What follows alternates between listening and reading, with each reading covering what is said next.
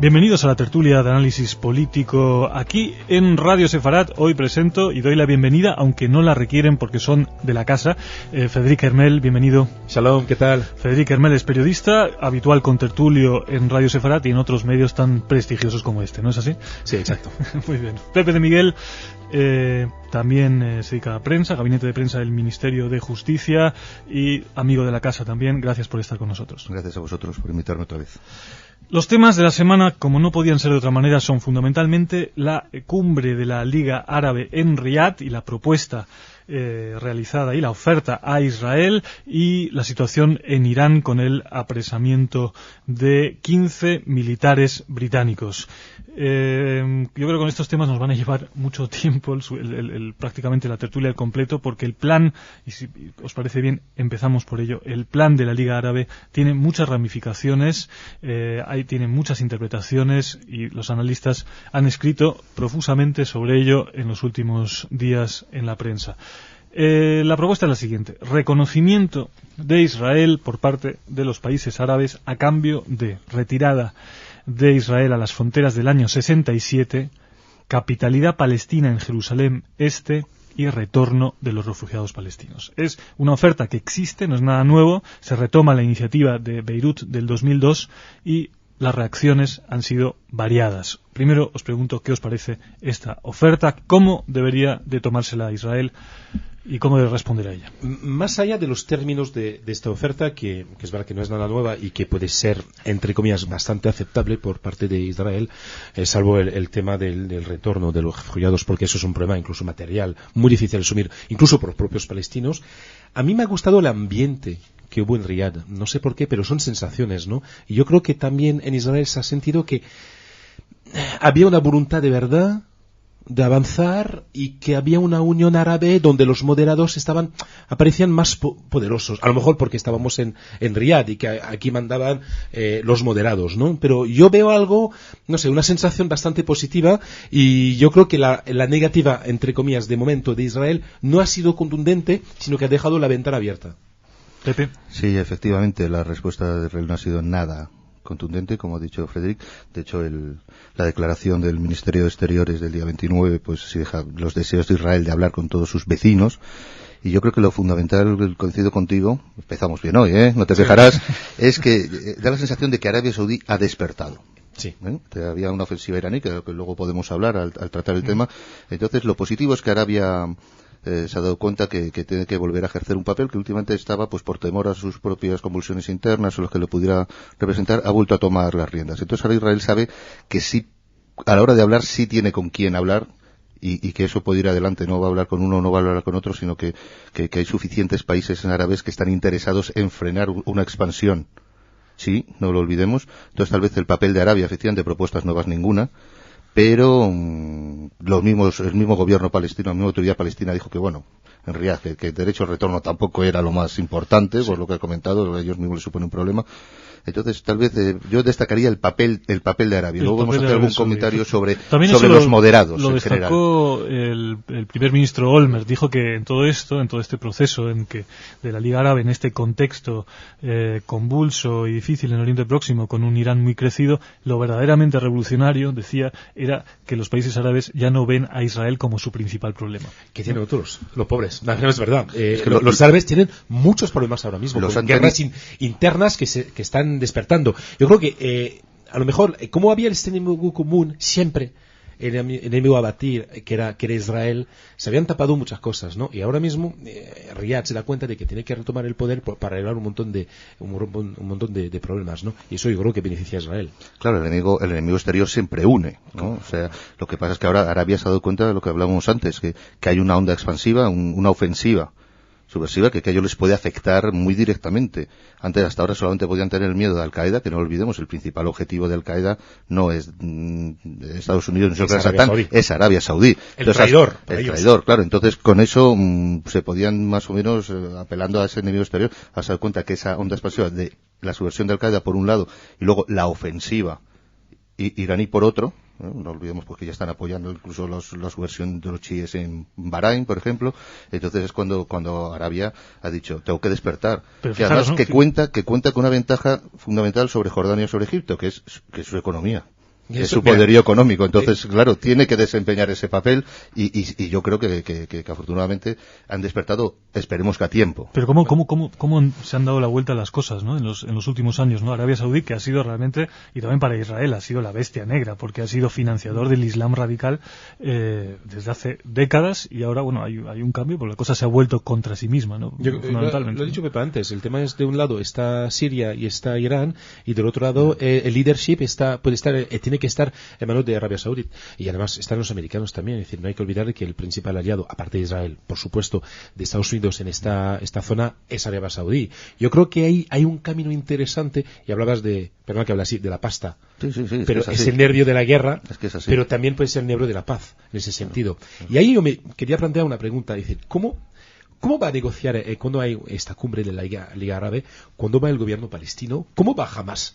¿Qué Hamas va? El Hamas que los buenos o los malos. Hamas dirigente de un país, de una autonomía palestina, o el Hamas terrorista, que sigue siendo el mismo, ¿no? Entonces, ¿cómo esta dicotomía que tienen, cómo hacen para entrar a debatir con diplomacia en este tipo de cumbres, siendo lo que son? No sabemos bien qué Hamas va, pero sí que la cumbre ha instado al levantamiento del bloqueo sobre Hamas. Lógicamente, eso son casi fórmulas de estilo, ¿no? Es como cualquier reunión de estas, Palestina en mi corazón. Pero se trata más bien de incorporar a Hamas a redil, ¿no? No olvidéis que hace nada ya hubo el acuerdo de la Meca para la creación del Estado, del nuevo gobierno, del gobierno de unidad nacional. Tú dices, ¿qué Hamas va? Si os dais cuenta, el acuerdo de la Meca ha sido paradójico, porque por un lado ha institucionalizado Hamas, pero por otro lado lo ha legitimado. O sea, jamás ha podido salir reforzado, pero ¿por qué ha salido reforzado? Asumiendo una serie de principios, ¿no? Otro día el viceministro de Exteriores de la Autoridad Palestina decía algo que yo creo que tiene razón, ¿no? Cuando le dicen, pero es que hay que reconocer explícitamente al Estado de Israel, y él dijo, con este gobierno se está reconociendo al Estado de Israel, de facto. Sí, pero no se diga, ojo. Sí. Y él dijo algo que ahí tengo que coincidir con él, dice, ¿usted está convencido de que todos los miembros del gobierno de Israel admitirían explícitamente la existencia de un Estado palestino? Pero es evidente que la postura del gobierno de Israel es la existencia del reconocimiento de un Estado palestino. Pero es unánime y es independiente de las posturas individuales. Fíjate, aquí cuando las elecciones, ¿no? Yo sigo prefiriendo a Hamas dentro del gobierno. Es un problema en todas las sociedades árabes. O sea, no tengamos tanto miedo a que gobiernen los islamistas. O sea, me explico. Lo que no puedes hacer es lo que pasó en Argelia. Vamos a abrir todo. No, porque se puede abrir todo siempre y cuando haya un pacto de mínimos. Es decir, oiga usted, yo le dejo a usted gobernar, pero usted respeta la democracia que le ha podido llevar al poder. En Turquía gobiernan los islamistas, no nos olvidemos. Y es democrático, dentro de lo que cabe. Eso es. Entonces, claro, lo que no se puede hacer es lo de Argelia, que luego tienes que montar un golpe de Estado y una guerra civil porque claro, no puedes abrir sin haber pactado unos mínimos. No, por supuesto. Claro, yo no puedo... vamos a vivir juntos de lo que pasó en Argelia, es decir, claro, se abrió Argelia, ganó las elecciones y cuando ganaron dijeron, pues no. Claro, no vale. Es como si tú te elegimos presidente, dejamos que si te votan eres el presidente de la comunidad de vecinos, pero que dices, no, es que mañana quito el ascensor y todas las paredes y todos son loft. No, espere. Aquí usted puede ser presidente y puede pintar de una manera, pero las cosas se respetan. Entonces hay que abrir. No tengamos miedo en ese sentido, porque dejemos que gobiernen y se les acaba el aura en 3 días. Cuando tengan que gestionar pagos a funcionarios, cloacas, recogida de basura, sanidad, que ese es el aura. ¿Por qué tienen ese aura los islamistas? Porque es el Estado donde no funciona el Estado. Sea en Palestina, sea en cualquier otro país árabe. Déjales que se encarguen, pero eso sí, teniendo muy claras cuáles son las reglas del juego. Y se acaban en 2 elecciones. Se acaban en 2 elecciones. Estoy convencido, porque el viejo refrán castellano, una cosa es predicar y otra es dar trigo. Hubo un artículo muy interesante de Gustavo de Aristegui, un gran amigo de Israel, por cierto, en El Mundo hace unos meses, que hablaba justamente de esto, ¿no? Que jamás está perdiendo poder porque justamente tenía el poder. Claro. Que mientras gobiernas ya estás enfrente de tus contradicciones, ¿no? Claro.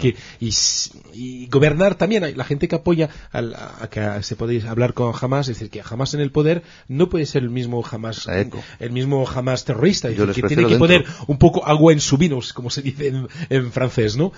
Porque todo no puede ser gris, todo no puede ser blanco o negro cuando casi todo siempre gris. Y por eso, y ahí vuelvo, os hacía la pregunta de ¿qué Hamas estuvo? ¿Con qué Hamas se habló en Riad? La respuesta la tienes en que está en el gobierno. Entonces, por eso no fue tan malo esta cumbre, y yo creo que alguna esperanza tenemos en sí, sobre todo eso es lo que has dicho tú, el estado de ánimo. Es lo que yo creo que es más positivo del resultado de esta cumbre. En Israel la verdad es que no fue tan bien recibido la noticia de la propuesta saudí por una razón, porque había una especie de tono de amenaza, tono de ultimátum. Y son muchos tonos de ultimátum como diciendo que esta es vuestra última oportunidad, si no lo cogéis y en estas condiciones habrá guerra. Más o menos eso fue el tono en el que se dijeron las cosas. Muchos en Israel se vuelven a decir si esto no es el hecho de proponer una negociación con esas condiciones que no son aceptables por Israel, como es el caso de los refugiados, y algunas de ellas muy difíciles, como Jerusalén Este, si no estamos de nuevo ante una trampa, o por lo menos si el aceptar esta negociación no tiene unos riesgos muy altos. No, pero justamente por eso le hemos comentado antes, la respuesta o la negativa de Israel no fue muy contundente, no fue muy fuerte. Yo creo que no saben exactamente qué hacer ahora mismo con esto. Bueno, Pérez dijo que hay que considerar la iniciativa como base de negociaciones, aunque haya elementos problemáticos. Bueno, obviamente. Es que, ¿cómo se ve esto? ¿Base de negociación para Israel o ultimátum por parte de los árabes? No, pero es la gran diferencia. Cuando tú planteas una negociación no puedes decir desde el principio, bueno, pero si no tampoco pasa nada, no, tienes que ponerte fiero. ¿Qué ha pasado esta semana? Hemos visto un acuerdo en el Ulster que es algo verdaderamente inédito. Es decir, no olvidemos, el Sinn Féin, el IRA, han renunciado a lo que era su programa máximo, que era anexionado al Eire. Y ahí están, gobernando con Ian Paisley. ¿Quién iba a decir esto con los acuerdos de Viernes Santo?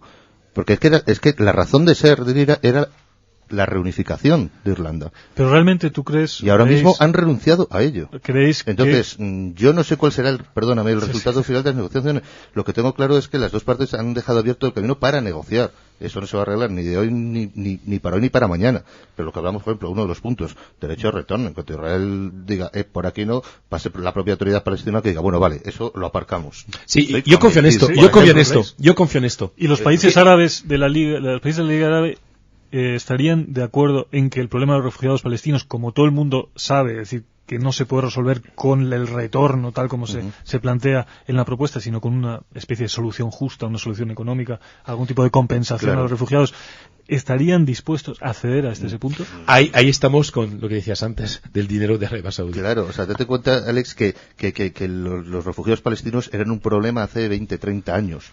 ¿Qué pasó en Jordania? ¿Qué pasó en un problema, Líbano? Una moneda de cambio, ¿no? No, ha sido un problema, creado problemas allí donde han estado. ¿Qué pasó en Jordania? No olvidemos que la persona que más palestinos ha matado ha sido el rey de Jordania, no han sido las guerras con Israel precisamente. En Líbano pasó lo mismo, creaba un estado. Hoy día, tuvieron que ir a Túnez, hoy día no son un problema, hoy día simplemente son el problema de eso, de que haya una serie de cientos de miles de palestinos en Líbano sin derechos ciudadanos, que los haya en otros lados, pero no es el problema que tengas que echarles porque te están creando problemas en el Estado. Y me parece muy bien. Entonces, yo creo que una compensación económica podría ser una solución posiblemente aceptable para las partes, que estoy convencido que incluso Israel participaría en ello. Y dejar ese ahí tema contamos con Arabia Saudí, ¿no? Ahí contamos con el dinero que tiene, porque la potencia económica es impresionante en ese sentido, ¿no? Y a mí me gusta la idea de dejar a los palestinos, a la propia autoridad, el tema de gestionar esto, porque no se puede acusar a Israel de, ¿sabes? De tal, porque de negarle el retorno, sino que, repito, los propios palestinos ahora mismo es imposible que haya un retorno masivo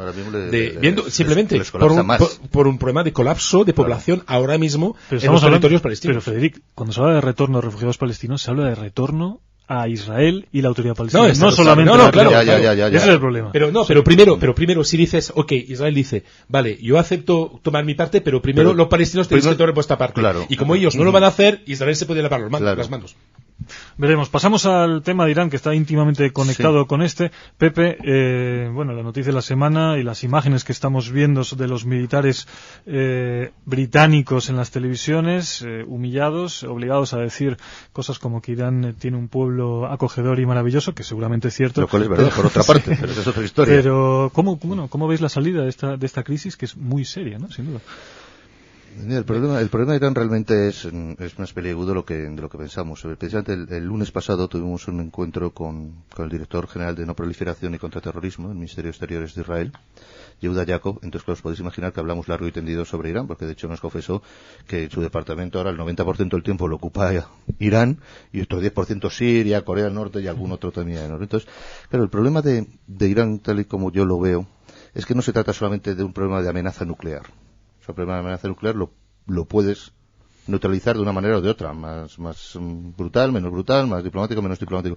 El problema, como yo lo veo, insisto, es que es un problema global. Es un problema económico, es un problema sociológico, es un problema político, es un problema nuclear. Irán quiere asumir un papel de líder no solo en el mundo musulmán, hablamos antes de apoyo en Bahrein, las injerencias en Afganistán, por ejemplo, pero pues hablamos de sus contactos en América Latina, nuestro nunca bien ponderado Hugo Chávez, hablamos de sus contactos en Europa, Bielorrusia, no olvidemos, eso es un Estado europeo, y ahí también están. Entonces, Irán lo que pretende es ser ese líder que precisamente es lo que ha contribuido al despertar de Arabia que hablábamos antes. ¿Y qué le pasa al régimen iraní? El régimen iraní hasta ahora yo le veo un exceso de autoconfianza.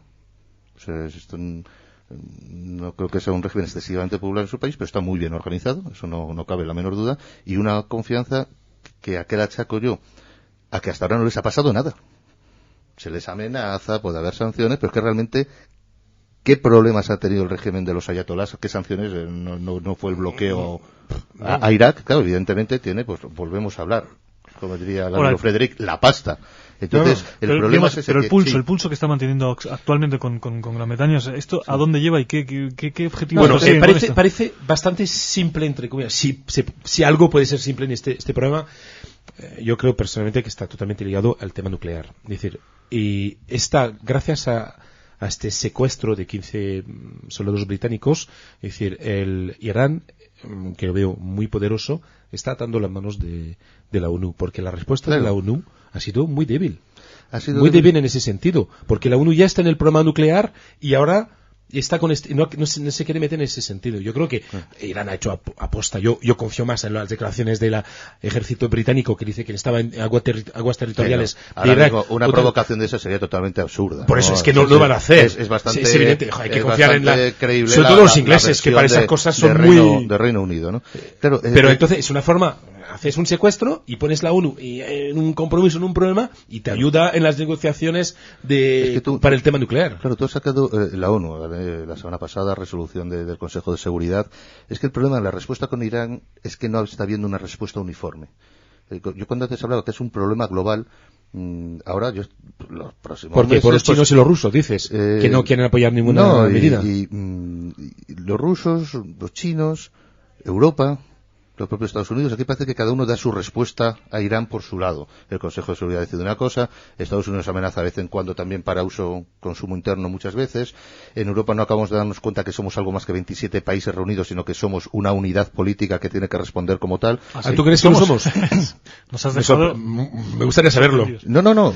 Tú votaste que sí a la Constitución. Lo somos porque evidentemente así están los tratados. Otra cosa que no nos lo creamos. Pero nadie nos escucha como Europa. Pues es lo que te digo. Ese es el problema, lo que estoy diciendo, porque nosotros no lo creemos. No, porque no existe. Sobre el papel lo es, a eso me refiero. Sobre el papel lo es, en la realidad es solo una unión económica y es una falsedad. Tiene que dar ese paso para decir, somos una unidad política o no tiene sentido esto. Entonces, por eso os decía que la respuesta tiene que ser global, que vayan todas las presiones a Irán, que sean uniformes, no cada día, porque si no, los próximos meses, a estos soldados pues les acaban liberando, no cabe la menor duda, luego habrá otra resolución del Consejo de Seguridad, cuando Estados Unidos venga bien, pues volverán a amenazar, volveremos a enviar al señor Solana, patatín, y entonces ellos van ganando tiempo, y no olvidemos que es que Irán, aunque ahora mismo se paralizaran los proyectos nucleares, ya el Baradí ya lo dijo, que es que ahora mismo ya tendrían capacidad para armar cabezas nucleares. Por supuesto. Entonces, desde el año 2003, en el último informe de la Agencia Internacional de Energía Atómica, se ve como desde el año 2003 está disminuyendo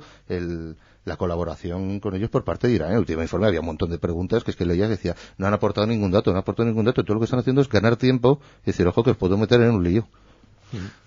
Federic, acciones contundentes contra Irán cambiarían su postura. No olvidemos que tenemos un problema, la guerra de Irak. acciones contundentes sin Estados Unidos es imposible. Estamos de acuerdo. Y Estados Unidos, ahora mismo, está Bush solo, está el Senado demócrata, es decir, la libertad de maniobra de Estados Unidos es que es casi nula ahora mismo por el tema de Irán. De Irak, digo. Es que está encerrado ahí en Irak y cada día es peor. Esta semana fue otra vez horrible, centenares de muertos. Es decir, sería diferente sin la guerra de Irak. Pero no creo que los americanos vayan a otra guerra ahora mismo. No y una pueden, acción contundente que puede ser. Y menos como les ha ido de mal en la anterior. Claro. Yo sí quisiera hacer un comentario un poco al margen, pero de 5 minutos, precisamente hablando sobre Irán. Ayer, 5 minutos es mucho, te damos un minuto. Venga, un minuto. Ayer salió el barómetro, el jueves salió el barómetro del Real Instituto Elcano. Entonces, era para que veamos hasta qué punto no nos damos cuenta de la amenaza que supone realmente global, que supone Irán. No olvidemos que ahora mismo y es con armamento nuclear, esto no va a ser una guerra fría, un equilibrio del terror como había en los 60, en los 70. No, esto es otra historia. Entonces, claro, entre una de las preguntas, yo no he podido ver el barómetro último, pero sí recuerdo el de diciembre, se preguntaba sobre factores que podías considerar como una amenaza para los intereses vitales de España. Entonces venían desde el calentamiento global, y es curioso que al menos en diciembre de 2006 la población española veía una décima por debajo la escalada nuclear de Irán como amenaza para los intereses vitales de España que el conflicto entre Israel y los árabes. Entonces, claro, a ti no deja de sorprenderte decir, ¿cómo convences a tus propios conciudadanos que la amenaza es que yo no acabo de ver claro qué puede afectar los intereses vitales de España, qué puede amenazar el conflicto entre árabes e israelíes y hay que el tema de la escalada nuclear de Irán, hay que educar mucho sobre ese tema. Bueno, en general lo que es, y eso lo conocemos porque quienes seguimos la opinión sobre Israel y el conflicto de Oriente Próximo en España, la verdad la información, el conocimiento sobre política exterior es escaso y es una mezcla de estereotipos y desconocimiento y una especie de valores generales que se proyectan sobre los conflictos, no necesariamente están basados en información real. Pero sí, yo creo que merece la pena analizar el barómetro del Instituto Elcano, porque es específicamente sobre la opinión sobre política internacional, que es lo que solemos hablar aquí en la tertulia. Para terminar, quería introducir otro tema, que es un manifiesto del que me habéis dicho que queríais comentar, sí. Israel y la defensa del progreso democrático en España. ¿De qué se trata esto? Pues sí, te he pedido poder hablar de este tema porque a raíz pues un poco enlazando con mi última intervención, es lo que habla Freddy, que el desconocimiento tan tremendo que hay de estos temas. Entonces creo que es evidente que desde la izquierda española se lleva muchos años en los que no se entiende para nada cuál es el papel de Israel, única democracia asentada en la zona, ejemplo de muchas cosas precisamente para la gente de izquierda. Entonces este manifiesto es un manifiesto que se llama Israel y la defensa del progreso democrático en España, es precisamente intentar desde posiciones de izquierda progresistas, no partidarias ni partidistas, decir, pues lo que todo el mundo sabe, el derecho de Israel a existir y cómo pues hay que defenderlo como ovación. No significa para nada un apoyo a un gobierno determinado de Israel o el de turno, no, es simplemente pues un apoyo al mismo hecho de la existencia de Israel como realidad que a todos nos compete, a todos en Europa y sobre todo desde la izquierda. O sea que eso es lo más sorprendente. Yo llevo 15 años en España y tengo que conocer que como francés la visión que tiene la izquierda francesa sobre Israel es muy diferente, ¿no? Cuando llegué aquí a España me sorprendió ver sobre todo la falta de conocimiento que tiene incluso los propios gente de izquierda, progres como se dicen aquí, sobre el tema de Israel. Más de 50 años después del nacimiento de la nación israelí tenemos que hacer este tipo de manifiestos y hay un par de frases que me gustaría leer porque me parece muy bien, porque es de cara al gran público para que se entiendan bien las cosas, no entra en detalle sino que recuerda unas cositas muy importantes. Por ejemplo, veo que quienes conocemos bien los riesgos y amenazas que sufre Israel tenemos clara conciencia de que estos son los mismos que pesan sobre España. Eso me gusta esta frase, por ejemplo, y me gusta otra también que me parece muy clara, que es: Israel no solo es odiado y atacado por ser el Estado judío, lo es al tiempo por haber demostrado desde su fundación que los valores y normas democráticos son preservados y profundizados incluso bajo condiciones permanentes de guerra abierta o soterrada. Pero esto es algo con quien se puede identificar alguien que sea de izquierda o de derecha. Por eso, el manifiesto está pensado, digamos, de posibilidad de izquierda, pero por eso hablo que cualquier persona bien pensante puede suscribirlo. Persona de bien. personas bien, como diría nuestro ínclito líder de la oposición. Entonces, precisamente cuando muchos de nuestros oyentes nos estarán escuchando, o al día siguiente, pero este sábado 31 de marzo, fecha tan emblemática en la desdichada historia de nuestro país, porque fue cuando se firmó el decreto de expulsión, creo que sería muy interesante que todos nuestros oyentes pues entraran en la dirección de internet. Una buena fecha para firmar el exactamente, www.aseiweb.net, repito, www.aseiweb.net, y suscribir este manifiesto como una forma de decir, empezamos a ponernos al día en la defensa de un Estado que es algo que llevan haciendo todo Occidente desde hace tantísimos años. Y hay mucha gente de izquierdas aquí en España que no se atreve a hablar de su amor y de su apoyo y de su cariño hacia Israel, porque no está bien visto en ciertos círculos. Pues que salgan del armario. En el BNG. Nosotros lo hemos hecho ya. Habéis salido del armario. Bien, ASEI, simplemente decir que es la Asociación de Solidaridad España-Israel, es una asociación apartidista y apolítica, pero el manifiesto está colgado en la página de ASEI para quien quiera leerlo y suscribirlo. Federic Hermel, gracias por estar aquí con nosotros. Shabbat Shalom, muchas gracias. Shabbat Shalom igualmente para Pepe de Miguel, que ha sido un placer recuperarte aquí en la tertulia de Radio Segara. Toda, Shabbat Shalom be Hag Sameach. Hag Sameach, exactamente, Hag Sameach, empieza Pesach el lunes por la noche, que lo paséis muy bien, que escondáis por lo menos o destruyáis el Hametz y comáis mucha matzá. Saludos a todos, Shalom y hasta pronto.